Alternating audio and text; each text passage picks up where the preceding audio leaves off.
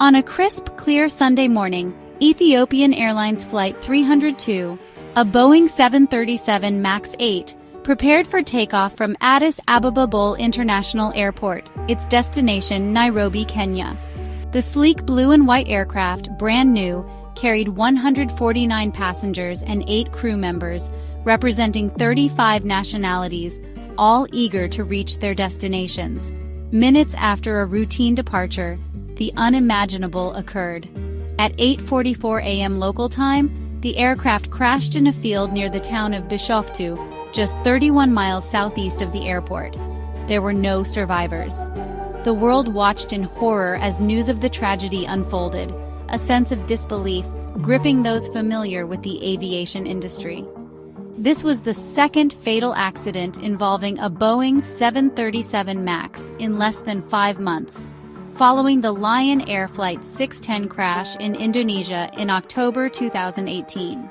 The similarities between the two accidents were chilling, both involving brand-new aircraft, occurring shortly after takeoff, and exhibiting erratic flight patterns. The finger of blame quickly pointed towards a new flight control system on the 737 MAX, known as the Maneuvering Characteristics Augmentation System, or MCAS.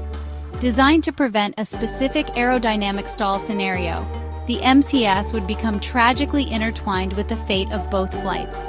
The Ethiopian Airlines Flight 302 disaster sent shockwaves through the aviation world, raising serious questions about the aircraft's design, pilot training, and the regulatory oversight that allowed the 737 MAX to take to the skies.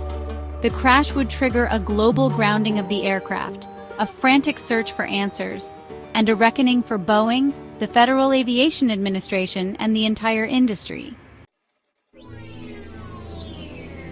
At the heart of the Ethiopian Airlines Flight 302 tragedy lay a complex piece of software known as the Maneuvering Characteristics Augmentation System, or MCAS.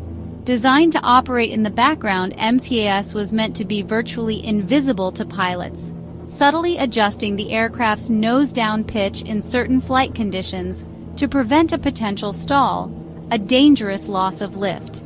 This system was a late addition to the 737 MAX design, intended to compensate for the larger, more fuel-efficient engines that altered the aircraft's aerodynamic characteristics compared to its predecessors.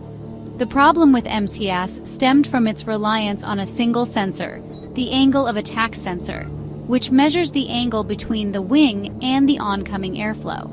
A faulty angle of attack sensor could provide erroneous data to the MCAS, triggering an uncommanded nose-down trim input even when the aircraft was not in a stall situation. This is precisely what investigators believe happened on both Lion Air Flight 610 and Ethiopian Airlines Flight 302. The MCAS design philosophy raised concerns among some aviation experts.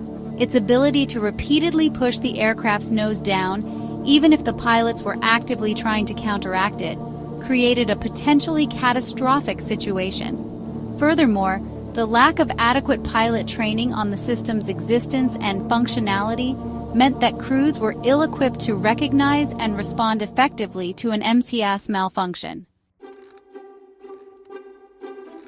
One of the most alarming aspects of the 737 MAX accidents was the revelation that pilots were not adequately trained on the MCAS system. While Boeing maintained that the aircraft's flight manual contained sufficient information about MCAS, it became clear that pilots were not receiving specific training on the system's operation or potential hazards. This lack of awareness proved fatal in both the Lion Air and Ethiopian Airlines crashes.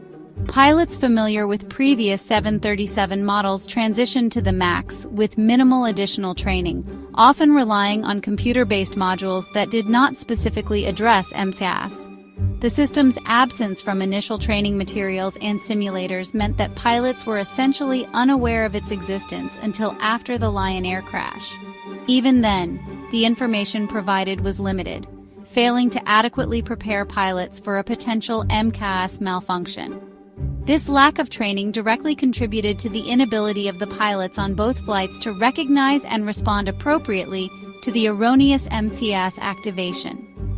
Faced with an unfamiliar system forcing the aircraft's nose down, the pilots struggled to regain control, ultimately losing their battle against a faulty piece of software they didn't even know existed.